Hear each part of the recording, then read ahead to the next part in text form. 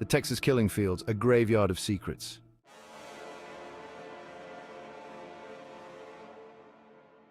Imagine a stretch of land so desolate, so isolated that it becomes a perfect dumping ground for the bodies of the innocent. A place where over 30 women and girls have been found murdered or missing since the 1970s. Welcome to the Texas killing fields, a haunting real-life mystery that remains unsolved to this day. Located along a lonely stretch of Interstate 45, these fields have been the final resting place for many, earning a dark reputation as a graveyard of secrets. The question is, who is behind these crimes, and why has justice been so elusive?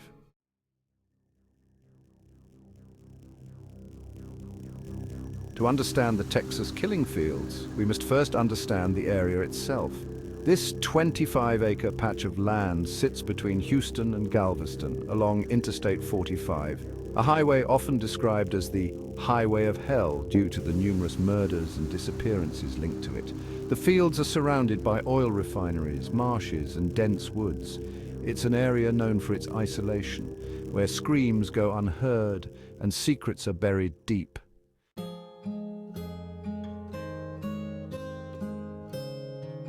The first known victims were discovered in 1971. Two girls, Colette Wilson and Rhonda Johnson, were found months apart, both killed and discarded in the remote areas off I-45. It wasn't long before more bodies began to surface, and a terrifying pattern emerged. Over the years, more bodies were found, many of them young women or girls, often last seen hitchhiking, walking home, or near the highway. Each one had vanished without a trace, and their remains would be found months, even years later.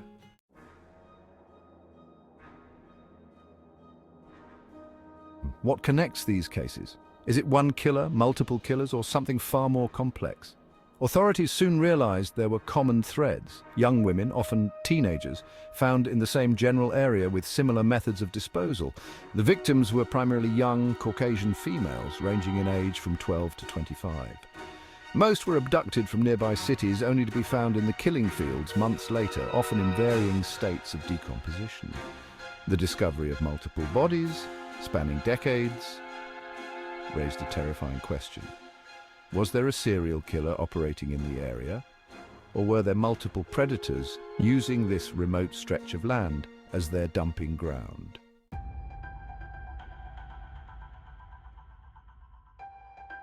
Over the years, several theories have emerged about who could be responsible for the Texas killing fields. Let's explore the primary suspects and theories that have surfaced. One of the most popular theories is that multiple serial killers have used this area to dispose of bodies. Due to its location, secluded but still accessible via a major highway, it has become an attractive place for killers to dump victims without being seen. Authorities have suggested that at least 2 or 3 killers may be responsible, each working independently but choosing the same place to hide their crimes. Another theory points to organized crime or human trafficking rings.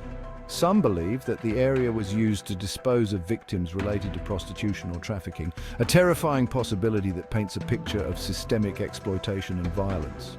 But again, evidence is scarce and no solid connections have been made. Then there is the idea that a local predator or a series of drifters could be responsible. Some suspects have come and gone over the years, but none have ever been definitively tied to all of the murders. Let's take a closer look at some of the primary suspects.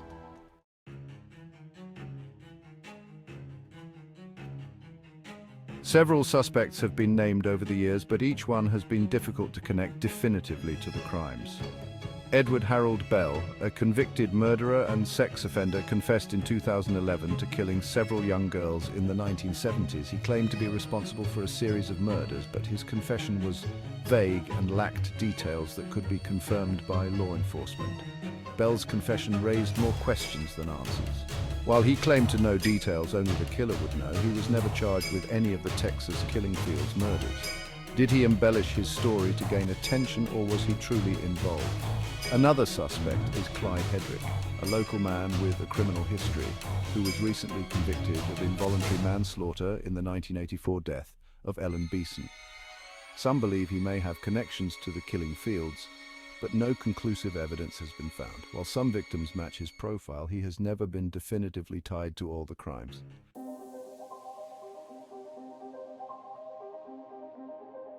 In recent years, advances in forensic science and renewed interest in cold cases have brought new leads and possibilities. Modern DNA testing, digital mapping, and victimology studies have given investigators new tools to analyze old evidence. But despite these efforts, the mystery remains. New leads are being pursued and new evidence is being analyzed. But we are still far from solving these cases.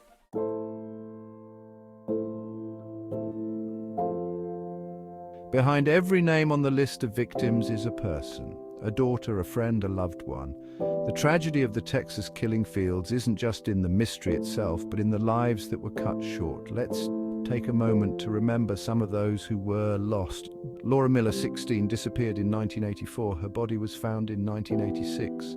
Crystal Jean Baker, 13, went missing in 1996. Her body was found hours later. Heidi Fye, 23, vanished in 1983. Her remains were found months later.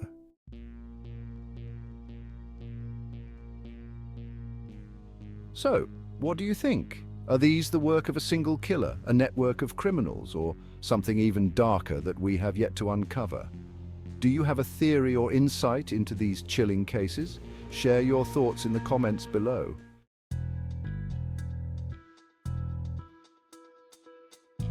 If you're fascinated by stories like these, the unsolved, the unexplained, the dark underbelly of humanity, hit that subscribe button and turn on notifications. We have much more to explore and you won't want to miss a single episode.